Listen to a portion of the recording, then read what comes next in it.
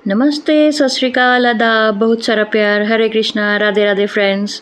I hope you all are happy, healthy and are doing great.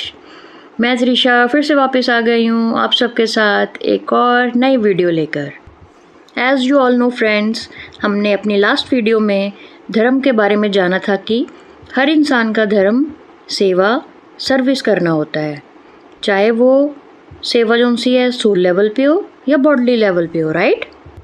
So that means धर्म करने के लिए हमें क्रिया करनी पड़ेगी, काम करना पड़ेगा। सेवा करनी है तो काम तो करना पड़ेगा ना, मतलब कार्य करना पड़ेगा। क्र मीन्स करना। क्रिया वर्ड कहाँ से डिराइव हुआ है? करना से।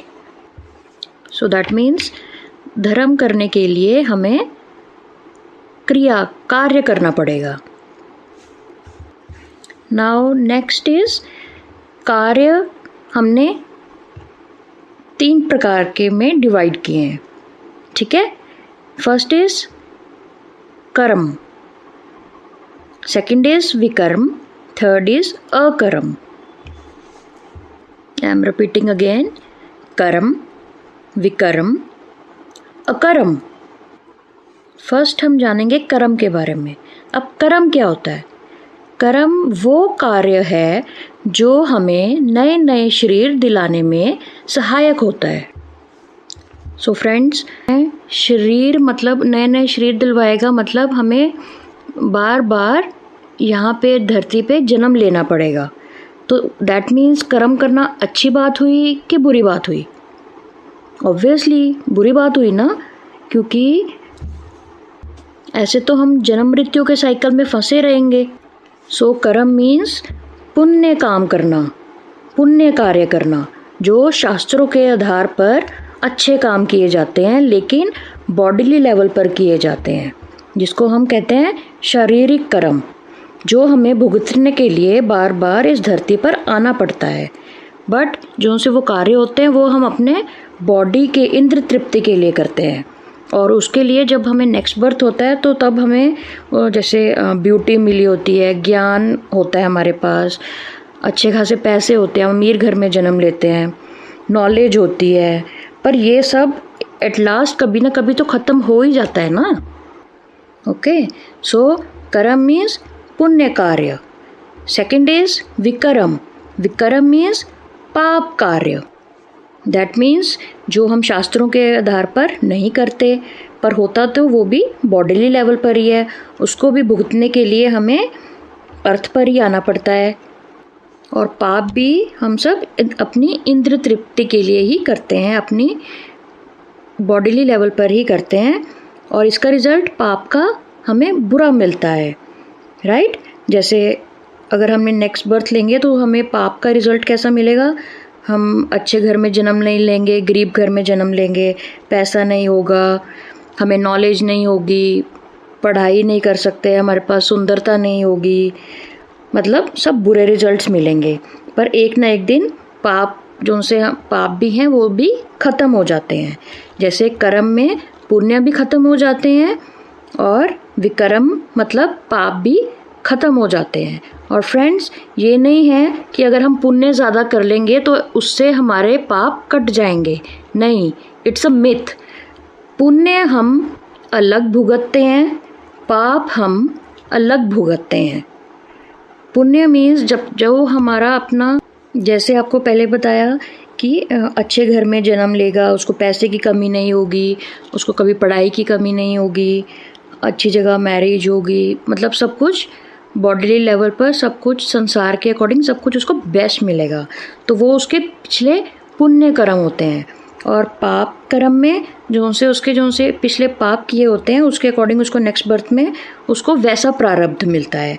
बट ये सब आपको अलग अलग भुगतना पड़ता है। ये नहीं है कि मतलब अगर आपने पुण्य ज़्यादा इकट्ठे कर लिए तो आपको पाप वो कट जाएंगे, नहीं, ऐसा कुछ नहीं है। जब आपका अच्छा टाइम आता है तो मतलब आपके जो से पुण्य किए हैं तब तक आपका अच्छा टाइम चलता रह रहा है, मतलब प्लस प्लस प्लस प्लस वाला टाइम है। जब वो फिनिश हो गए तो नेक्स्ट अगर जब आपके पाप कर्म उदय हो जाते हैं तब पाप का टाइम स्टार्ट हो जाएगा, तो मतलब आपका स्ट्रगल का टाइम स्टार्ट हो गया। जो से आपके माइनस माइनस माइनस वाले थे, मतलब पाप वाला था, तो वो टाइम स्टार्ट हो जाता है, तो वो आपको अलग अलग भुगतना पड़ता है। सो दैट मीन्स कर्म और विकर्म दोनों शारीरिक कर्म हैं, शारीरिक कार्य हैं जो कि एक टाइम पर आके फिनिश हो जाते हैं, ख़त्म हो जाते हैं। Now the third one is अकर्म। अकर्म नाम से ही पता चल रहा है, मतलब जो आत्मा के लिए किया जाता है, राइट, जो भगवान के लिए किया जाता है और जो हमेशा सनातन है, जो कभी भी ख़त्म नहीं होता, जो सोल लेवल पर किया जाता है। और भक्ति, जैसे अकर्म को हम क्या कहेंगे, भक्ति, जो हमें फाइनली मुक्ति दिलवाएगा। मुक्ति किससे? इस जो सा साइकिल है जन्म मृत्यु का हमारा, इस साइकिल से मुक्ति दिलवाएगा। यही हमारा एम है ना, फाइनल हैप्पीनेस, ट्रू हैप्पीनेस। और वो हमें किससे मिलेगी? भक्ति से। भक्ति मीन्स अनकंडीशनल लव, भगवान से अनकंडीशनल लव करना। और जिसने भगवान से अनकंडीशनल लव कर लिया तो उसको ऑब्वियसली अर्थ पे आने की ज़रूरत ही नहीं है, जन्म मृत्यु के साइकिल में फंसने की कोई ज़रूरत नहीं है। उसके कर्मास बैलेंस हो गए तो मतलब मुक्त हो गया, तो हमें इस जन्म मृत्यु के साइकिल से मुक्ति हो जाएगी और उसको अपने फल भुगतने के लिए इस अर्थ पे नहीं आना पड़ेगा। सो दैट इज़ कॉल्ड अकर्म। नाउ फ्रेंड्स, भक्ति कैसी होनी चाहिए? प्रेम में भक्ति होनी चाहिए, है ना। प्रेम करने को ही भक्ति कहते हैं ना। और प्रेम कैसे होता है? इस वर्ड में देख लीजिए, हमें प्रेम कैसे होता है किसी से? या तो किसी के बारे में सुनकर, या उसके बारे में जब हमें कुछ पता चलता है, कोई इन्फॉर्मेशन पता चलती है उसकी आदतों के बारे में सुनकर, है ना, या उसको किसी को देखकर हमें उससे अटैचमेंट फील होने लगती है, उसे हम कहते हैं, या हम कहते हैं लव हो जाता है, हमें उसे प्रेम हो जाता है, राइट। सो दैट मीन्स जो सा प्रेम है वो हमें सुनकर या देखकर होता है। और जैसा कि मैंने पहले भी कहा था, हम सब पहले से ही भगवान के प्रेममय भक्त हैं, प्रेममय सेवक हैं। बस धरती पर इल्यूजन माया की वजह से भूल चुके हैं और बस इधर उधर भटक रहे हैं। पर जिन भक्तों को याद आ गया है वो संतों, गुरुओं, टीचर्स एंड वगैरह वगैरह के रूप में आकर हम जैसे भटके हुए जीवों पर अपनी कृपा करते हैं और हमें हमारी लाइफ का ट्रू एम बताते हैं। और ट्रू एम क्या है? कि हमें अपने घर वापस चलना है। दैट मीन्स भगवत धाम चलना है, अपने माता या पिता के पास, गॉड के पास। हम उन्हीं के अंश हैं ना। सो इन्हीं गुरुओं और संतों द्वारा हमें सही ज्ञान प्राप्त होता है। हमें, ठीक है, ये हमें डिफरेंट कथाओं से, ठीक है, उनके भगवान की लीलाओं का पता चलता है, उनके बारे में हम सुनते हैं, उनके बारे में कि उन्होंने क्या क्या किया, उनकी बायोग्राफीज़ के बारे में, है ना। तो उनके बारे में हमें ये लोग बताते हैं जो अवेकन हो चुके हैं ऑलरेडी, जिसे सुनने से हमें धीरे धीरे भगवान से प्रेम होने लगता है और हम भक्ति मार्ग पर चलने लगते हैं, है ना। ये तो हुआ सुनकर हमें भगवान से प्रेम होने लगता है। और फ्रेंड्स, देखकर कैसे? ऑब्वियसली मंदिरों में, मस्जिदों में, चर्च, गुरुद्वारों में हम क्यों जाते हैं? भगवान से मिलने ही तो जाते हैं ना। सो मूर्ति पूजन, फ़ोटोज़ वगैरह, बुक्स वगैरह, ये सब बनाने के पीछे क्या मकसद हो सकता है? इतनी ब्यूटीफुल सुंदर सजावट, अट्रैक्टिव आइडल्स बनाने के पीछे यही कारण है ताकि हम उन्हें देखकर मोहित हो सकें, उनसे प्यार कर सकें, है ना। इमेजिन करते हैं ऐसे होंगे हमारे भगवान, ऐसे हैं, कितने प्यारे लग रहे हैं, तो हमें उससे अट्रैक्शन फील होती है और हमें उनसे लव हो जाता है। तो ऐसे हमें देखकर भी उनसे हम प्यार कर सकते हैं। और उल्टा लोग क्या पूछते हैं, आपने कभी भगवान को देखा है? अरे उनसे पूछो, क्यों भाई, आप कभी अपने जीवन में मंदिर, मस्जिद, गुरुद्वारा, चर्च कभी नहीं गए क्या? अगर गए हो तो वहाँ क्या झक मारने गए हो? वहाँ सब भगवान ही तो होते हैं आसपास, जो खड़े रहते हैं 24 घंटे हमारे लिए। लेकिन कभी हमने उनको भगवान माना नहीं ना, अपना नौकर समझ रखा है। वहाँ तो हम डील्स करने के लिए जाते हैं। लो भाई, मैं तेरे को ये चढ़ावा चढ़ाने आऊँगा, है तू मेरा ये काम कर दे। बट ये है कि थोड़ा प्यार से बोल देते हैं। फ्रेंड्स, गॉड तो एक एनर्जी है, which can neither be created and nor be destroyed, but it can be transferred from one form to another form. That means, जाकी रही भावना जैसी, प्रभु मूरत देखी तिन तैसी। That is, आप जिस रूप में ही भगवान को देखेंगे, वो आपको उसी रूप में देखेंगे। ऐसा दयालु, ऐसा करुणामयी कभी किसी को देखा है क्या फ्रेंड्स? जिसको सिर्फ देना ही देना आता है, लेना तो आता ही नहीं। और तो और देखो ना, हमें वो वैसे ही दिखेंगे जिस भावना से हम उन्हें देखना चाहते हैं। ऐसे झट से चेंज हो जाते हैं, जैसे हम उनसे प्यार करना चाहते हैं उसी फॉर्म में वो हमें वैसे सेम प्यार करते हैं। 100 में से अगर हम सिर्फ एक स्टेप चलें और वो 99 स्टेप्स खुद दौड़े चले आते हैं। और यहाँ अर्थ पर भौतिक जीवन में क्या होता है, जिससे हम चाहे जितना मर्जी अनंत प्रेम भी कर लें, सब एक दूसरे को बदलने में लगे हुए हैं।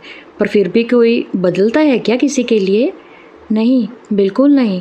एक दूसरे से एक्सपेक्टेशंस लगा के रखते हैं, लड़ाई झगड़े सब कुछ करते हैं, लेकिन कोई कभी किसी के लिए नहीं बदलता।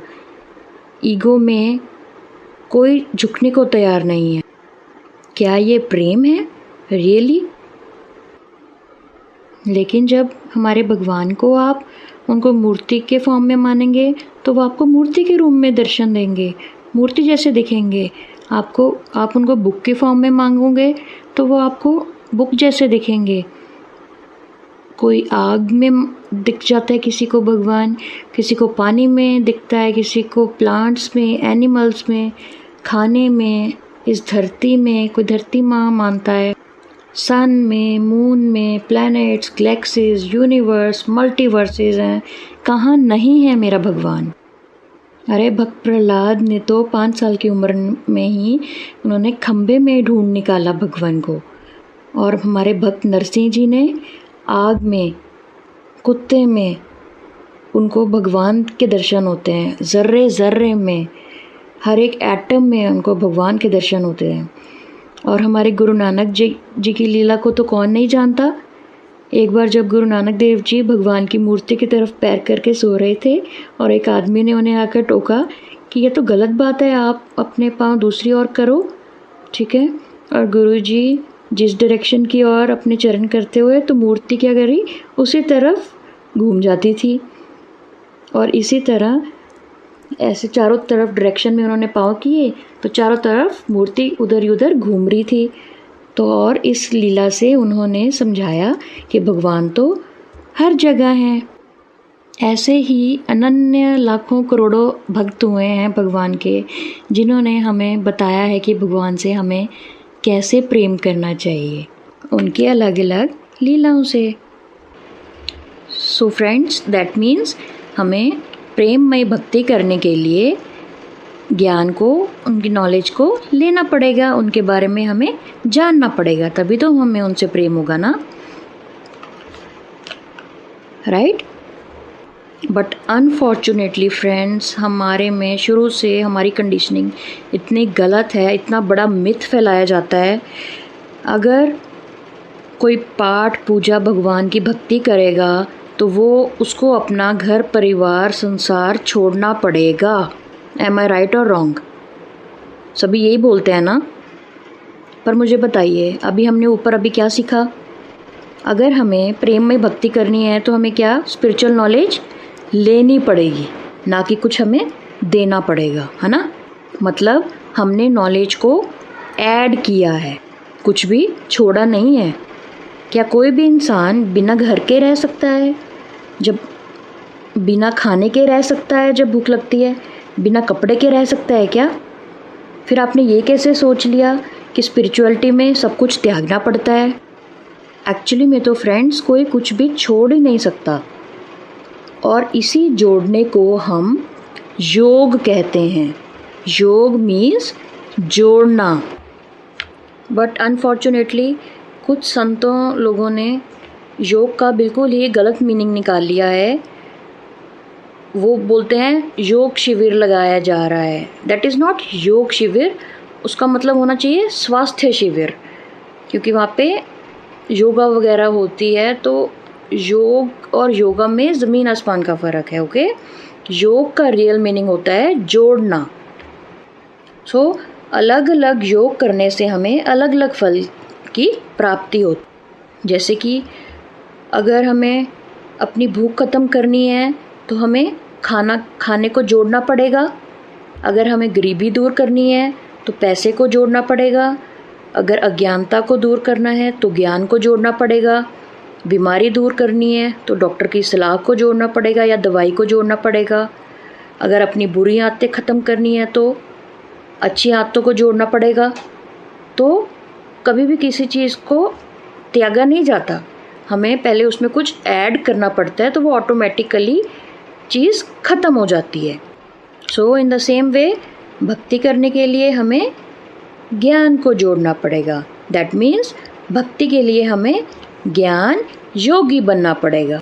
जैसे कि कभी ना कभी तो हर किसी इंसान ने आप लोगों ने हनुमान चालीसा सुनी या बोली होगी। हम बोलते हैं ना, जय हनुमान ज्ञान गुण सागर। ज्ञान गुण सागर मतलब ज्ञान के गुणों के सागर हैं वो, इसलिए तो वो सबसे बड़े राम भगत कहलाते हैं ना। राम जी के भगत है ना सबसे बड़े हनुमान जी। और एक और लाइन आती है हनुमान चालीसा में, राम काज करिबे को आतुर। क्या मतलब हुआ इसका? राम काज करिबे को आतुर मतलब राम जी के सेवा, राम जी के काम करने को हमेशा ही ईगरली मतलब उत्सुक रहते हैं, इतने ईगरली वेटिंग करते रहते हैं, मतलब इतना उत्सुक होते हैं कि हमेशा राम जी की सेवा करनी है, राम जी की सेवा करनी है, राम जी की सेवा करनी है। और यही एक भगत का सबसे बड़ा लक्षण है। और उनसे बड़ा भगत फिर कैसे हो सकता है? और एक लाइन आती है, प्रभु चरित्र सुनिबे को रसिया, राम लखन सीता मन बसिया। दैट मीन्स प्रभु के चरित्र को सुनने को वो हमेशा आतुर रहते हैं। प्रभु में राम जी की कहानियों को सुनने के लिए हमेशा ही वो हमेशा ईगरली वेट करते रहते हैं कि हाँ, जहाँ पे भी राम कथा हो रही हो वहाँ पे जाके बैठ जाएंगे कि हाँ मेरे प्रभु राम की कथा चल रही है, हाँ मुझे सुनना है। कभी भी कितनी बार हमेशा रेपिटेशन होती रहे, कभी भी बोर नहीं होंगे। और राम लखन सीता मन बसिया, राम जी, लक्ष्मण जी और सीता जी की तस्वीर को हमेशा उनके मन में बसी हुई है। This is called unconditional love, that means pure भक्ति। लेकिन फ्रेंड्स, कभी हमने हनुमान जी को इस नज़र से देखा है? कभी भी नहीं। हाँ, किसी एस्ट्रोलॉजिस्ट के या किसी पंडित के कहने पर हम अपना एज अ उपाय करने के लिए, अपने सेल्फिश इंटरेस्ट के लिए, हाँ भाई सिंदूर चढ़ा देना मंगलवार को, अपना मंगल ठीक करना है, ये प्रॉब्लम है, वो प्रॉब्लम है, ये भारी है, वो भारी है, ये इतने लड्डू चढ़ा के आना, इतने मंगलवार ये करके आना, इतने शनिवार ये करके आना, ठीक है। तो हम सेल्फिश इंटरेस्ट के लिए जाते हैं, लेकिन कभी उनको हमने बोला है राम भगत हनुमान की जय, देखिए वो आपसे कितने प्रसन्न होंगे। एक भगत को कभी भी भगवान की पदवी नहीं चाहिए। भगत को हमेशा एक भगवान का गुणगान ही जो करता है वो ही अच्छा लगता है। जब आप उनको बोलेंगे ना राम भगत हनुमान की जय, उनका मन देखिए कितना प्रसन्न होता है। राम राम राम राम, उनके आगे राम जी का जाप करेंगे ना, देखिए वो आपसे कितने खुश होते हैं, कितने प्रसन्न होते हैं। बट अनफॉर्चुनेटली फ्रेंड्स, हमने इस तरह तो कभी किसी भगवान को या किसी भगत को कभी ऐसे देखा ही नहीं ना। हमने हमेशा सब कुछ जो भी किया है अपने मतलब के लिए, अपने बॉडी लेवल के लिए, जो हमारी बॉडी को अपने फैसिलिटीज़ के लिए जो हमें चाहिए, सिर्फ वो ही हम करते हैं, अपने सेल्फिश इंटरेस्ट के लिए करते हैं जो भी करते हैं। वेल फ्रेंड्स, मैं भक्ति पे बोलने आऊँगी तो इसका तो कोई अंत ही नहीं है। भक्तों का तो क्या ही कहना, उनके तो गुणगान कभी ख़त्म नहीं हो सकते। मेरी तो क्या ही औकात है। फ्रेंड्स, मैंने ना देखा है जैसे हमारे सिख भाई लोग उन लोगों को टर्बन बांधना, गुरु ग्रंथ साहब जी के बारे में काफ़ी नॉलेज होती है ना, अपने रिलीजन के अकॉर्डिंग। क्रिश्चियंस को बाइबल के बारे में एंड संडे की संडे चर्चेस जाना, मुस्लिम्स को कुरान के बारे में और इबादत करना, फ़िक्स टाइम है उनका जैसे रोज़ का। और मतलब इन लोगों को काफ़ी प्राउड फील होता है अपने रिलीजन्स पे और काफ़ी नॉलेज भी है। बट मुझे बड़ा ही बुरा फील होता है जो से हमारे हिंदू भाई लोग हैं ना, उनको कुछ नॉलेज ही नहीं है। बट पता नहीं किस बिहाफ पे इतना ये फाइट करते हैं, क्या करते हैं। मतलब इनको तो ये तक भी डिफरेंस नहीं पता है कि हमारे जो उनसे बुक्स हैं, स्क्रिप्चर्स हैं, ये हमारी भागवत गीता और श्रीमद् भागवतम, ये 2 अलग अलग बुक्स हैं। कैन यू बिलीव 90% पीपल को रियली ये नहीं पता कि ये 2 हमारे अलग अलग इतने बड़े स्क्रिप्चर्स हैं। और तो और अगर उनसे पूछने पर हम पूछेंगे ना, अच्छा आपको गीता के बारे में पता है कुछ? हाँ जी बिल्कुल पता है। गीता में क्या है? कृष्ण जी ने कहा है कर्म करी जा पर फल की इच्छा मत कर, जो कि एक सबसे बड़ा मिथ है, सबसे बड़ी भ्रांति है। जबकि ऐसा भगवान ने गीता में कहीं भी नहीं कहा है, किसी भी श्लोक में ऐसा दूर दूर तक कहीं भी भगवान ने कुछ ऐसा गीता में नहीं बोला है। और इनको अगर किसी को तिलक लगाने के लिए, भगवान का तिलक लगाने के लिए, जैसे चंदन का या गले में तुलसी कंठी या किसी भी तरह की कंठी डालने को बोला जाए ना, तो इनको लिटरली इतना शेम फील होता है ना हिंदूज़ को, मतलब क्या ही कहें। और वेस्टर्न कल्चर एक्सेप्ट करने के लिए ये लोग सबसे आगे होते हैं। मुझे तो समझ भी नहीं आता ये सनातन धर्म को सिर्फ हिंदू धर्म तक ही क्यों जोड़ा गया है। But according to me Hindus को तो सनातन धर्म का ABC तक नहीं आता है। मैं तो कहूँगी इनसे कहीं ज़्यादा अच्छे हमारे सिख भाई बहन लोग, हमारे क्रिश्चियंस भाई बहन लोग, हमारे मुस्लिम्स भाई बहन लोग, ये लोग अपने एटलीस्ट कल्चर को, अपने रिचुअल्स को आगे अपनी जनरेशन को पास ऑन तो कर रहे हैं। एटलीस्ट इंडिया का नाम तो रोशन कर रहे हैं, एटलीस्ट एक लिमिट तो रखी हुई है। बट हिंदूज़ को तो कुछ अपने कल्चर के बारे में लिटरली कुछ पता ही नहीं है। और ये वही हिंदूज़ हैं जो आई थिंक रिलीजन्स के नाम पर ये जो इतना वायलेंस क्रिएट करते हैं, इतना लड़ाई झगड़ा करते हैं, जिनको दूर दूर तक कोई नॉलेज ही नहीं है कि सनातन धर्म एक्चुअली में है क्या। इनफैक्ट कितने वेस्टर्न पीपल ने अपना वेस्टर्न कल्चर छोड़कर इंडियन कल्चर को एक्सेप्ट किया है। लिटरली आप वृंदावन या कहीं और स्पिरिचुअल रिलीजियस प्लेसेस पे जाएंगे ना और देखेंगे कितना अच्छा लगता है उनको लिटरली देख के। उनके मुंह से सुनिए कि मतलब कि आपने अपना कल्चर छोड़ के आपने ये कल्चर क्यों एक्सेप्ट किया है। मैं ट्राई करूँगी कि आपके साथ वो वीडियो शेयर करूँ। लिटरली हमें इंडियंस को इतनी शर्म आएगी ना वो देख के कि हम कहाँ स्टैंड कर रहे हैं। हम भगवान का जितना भी थैंक यू, जितना भी ग्रेटिट्यूड उनको पे करें ना उतना कम है। इतने एहसान है उनके हम पर, इतने अनंत। पहला तो उन्होंने एहसान हमें 84 लाख योनियों में से इंसान बनाकर ही कर दिया, ठीक है। दूसरा जो उनका उपकार है हम पर कि जब हमने इंडिया जैसे कंट्री में हमें भेजा, इंडिया में हमने अगर बर्थ लिया है, जहाँ पे भगवान खुद जन्म लेते हैं, आते हैं, अलग अलग लीलाएं दिखाते हैं और हमें समझाते हैं Indian culture is the top most culture, ठीक है।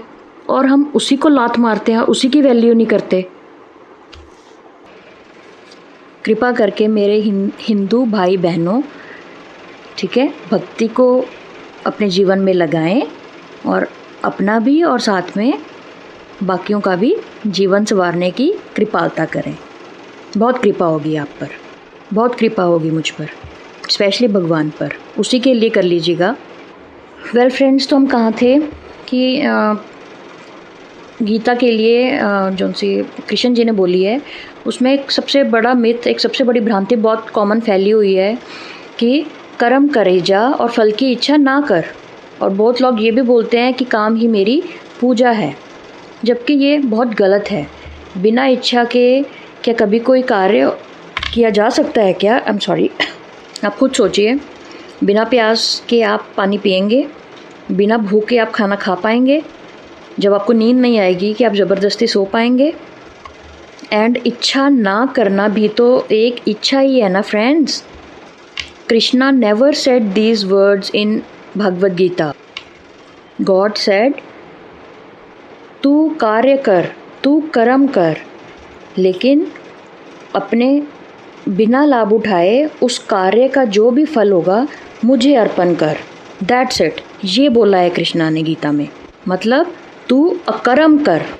इसका साफ मतलब है कि हमारा फल पे कोई भी अधिकार नहीं है, वो मालिक है और हम उसके नौकर हैं, सेवक हैं। लाइक फॉर एग्ज़ाम्पल, एक कंपनी का जो सेल्समैन है, वो जो पूरे दिन में जितने भी सेल्स करके आता है, हाँ, जितने भी पैसों की सेल्स करके आता है, क्या वो पैसे उसके हो जाते हैं या वो कंपनी के या बॉस को आके सबमिट करता है? ऑब्वियसली बॉस या कंपनी के पैसे होते हैं ना, काम वो सारा सेल्समैन ही करता है, लेकिन जो सा उसका रिजल्ट, जो सा फल है, वो पैसे हैं उसके तो नहीं होते। इन द सेम वे कर्म तो हमें ही करना है, पर उसका फल हमें हमेशा भगवान को सबमिट करना है, भगवान को ही अर्पण करना है। पर हम शुरू से करते क्या हैं? जो भी कर्म करते हैं सिर्फ़ और सिर्फ अपने भोगने के लिए करते हैं। इस शरीर के भोगना है, हर चीज़ अपनी भोगनी है। भगवान को तो दूर दूर तक कोई नामो निशान ही नहीं है।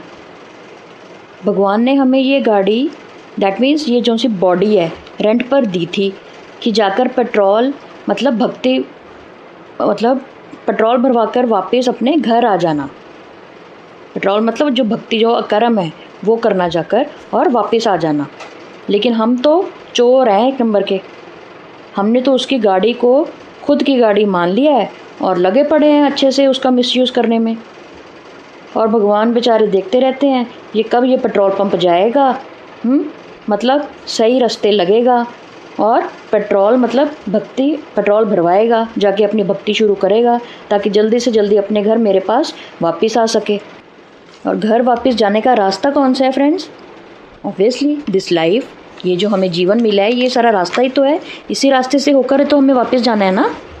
और रास्ते में हमें भूख भी लगेगी, तो मतलब हमें खाना पीना भी चाहिए, और अगर खाना पीना चाहिए तो उसके लिए हमें काम भी करना पड़ेगा, और अगर काम करना है तो उसके लिए हमें नॉलेज, ज्ञान, वो सब भी चाहिए।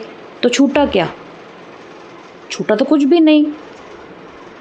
खाना पीना भी चाहिए, हाँ, उसके लिए हमें काम भी करना पड़ेगा, और हमें ज्ञान भी चाहिए, नॉलेज भी बहुत ज़रूरी है। सो अब कर्म तो हमें करना ही पड़ेगा, पर जो सा फल है वो भगवान को अर्पण अब कैसे किया जाता है, कैसे करेंगे? उसके लिए हमें सिर्फ अपने देखने का नज़रिया ही बदलना होगा। That's it. मतलब हमें आसपास की सृष्टि नहीं, अपना दृष्टिकोण बदलना होगा। और वो कैसे होता है? जब तक हम अपनी अज्ञानता में होते हैं, ठीक है, जब तक हमें नहीं पता कि हम लोग सोल्स हैं, बॉडी लेवल पे नहीं, मतलब हम अपने आप को सोल, आत्मा नहीं, बॉडी, शरीर मानते हैं। जब हम अज्ञानता में हैं तब तक हम अपने शरीर के भोग विलास में डूबे रहते हैं। इसको ज़्यादा से ज़्यादा फैसिलिटीज़ देने की कोशिश करते हैं, जैसे हर चीज़ अपना मानते हैं। मेरा घर, मेरा खाना पीना, मेरा काम, मेरी कमाई, सब कुछ मेरा मेरा मेरा, राइट? लेकिन जब हम जान लेते हैं कि वी आर सोल्स और हमें अपने भगवान को सर्व करना है, तब हमें मेरा या हमारा नहीं, सब कुछ भगवान का दिखाई देने लगता है। लेकिन चीज़ें वही होती हैं, यूज़ भी हम लोग कर रहे होते हैं उसी सेम चीज़ों को, बट हमने ये सब कुछ भगवान को सरेंडर कर देना है। That's it. जैसे कि हम भगवान की दी हुई छत को के नीचे रहते हैं, हम क्या बोलेंगे, ये मेरा नहीं, मकान नहीं, हम भगवान की दी हुई छत के नीचे रहते हैं। ये खाना नहीं, हम भगवान का प्रसाद पाते हैं, हम भगवान की सेवा करते हैं, भगवान की कृपा से सब काम हो रहे हैं, वगैरह वगैरह। और इसी को कहते हैं अकर्म करना। मतलब कार्य हम करेंगे लेकिन फल की जो उनसे इच्छा है वो हम नहीं करेंगे, वो सारा कुछ भगवान को हम सरेंडर करके चलेंगे। सो इससे हमें ना पुण्य मिलेगा ना पाप मिलेगा। ठीक है, तो इससे हम जन्म मृत्यु के साइकिल से फ्री हो जाएंगे और हमें हमेशा के लिए मुक्ति प्राप्त हो जाएगी और हम भगवत धाम जा सकते हैं अपने घर वापस। As simple as that.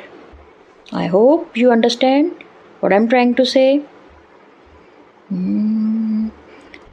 तू प्यार का सागर है, तू प्यार का सागर है, तेरी एक बूंद के प्यासे हम, तेरी एक बूंद के प्यासे हम, लौटा जो दिया तूने, लौटा जो दिया तूने, चले जाएंगे जहाँ से हम, चले जाएंगे जहाँ से हम, तू प्यार का सागर है।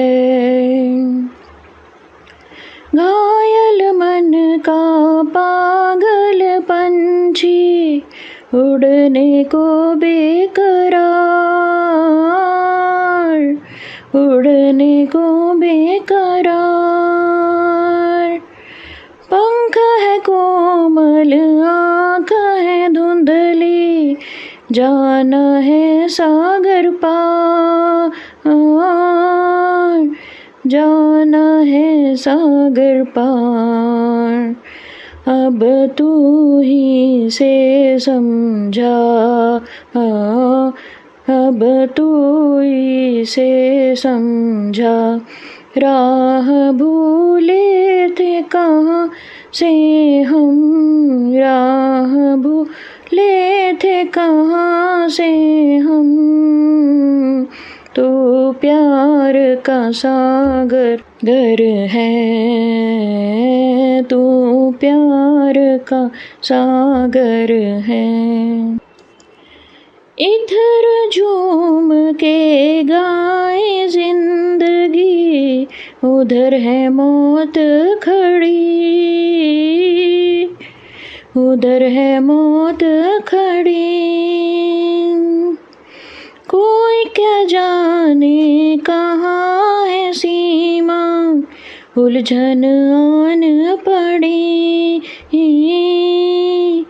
उलझन आन पड़ी, कानों में जरा कह दे, कानों में जरा कह दे, कि आए कौन दिशा से हम, कि आए कौन दिशा से हम, तू प्यार का सागर है, तू प्यार का सागर है, तेरी एक बूंद के प्यासे हम, तेरी एक बूंद के प्यासे हम, लौटा जो दिया तूने, लौटा जो दिया तूने, चले जाएंगे जहाँ से हम, चले जाएंगे हाँ से हम, तू प्यार का सागर है।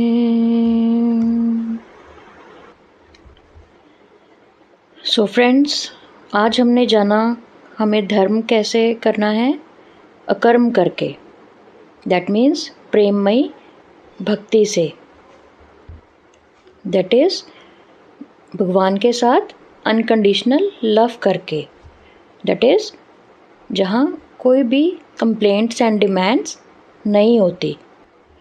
दुख भी मुझे प्यारे हैं, सुख भी मुझे प्यारे हैं, छोड़ो मैं किसे भगवान दोनों ही तुम्हारे हैं। फ्रेंड्स, जैसे पेरेंट्स अपने छोटे बच्चों को स्कूल भेजते हैं ज़बरदस्ती, चाहे वो जितना मर्ज़ी रोते हैं, बट फिर भी रोज़ रोज़ भेजते हैं ना, क्योंकि वो जानते हैं बेशक आज बच्चों को परेशानी हो रही है, पर उसके फ्यूचर के लिए यही बेस्ट होता है।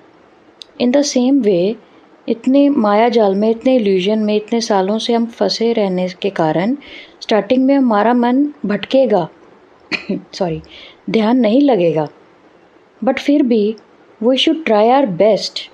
ट्राई करते रहना है, करते रहना है। और ये सफ़र हम सबका है आखिरकार, सो हम सब साथ मिलकर इसे पूरा करेंगे। क्यों करेंगे ना? After all we are one, we are one, we will one, we are one. So okay friends, thank you, bye bye, see you in the next video, take care.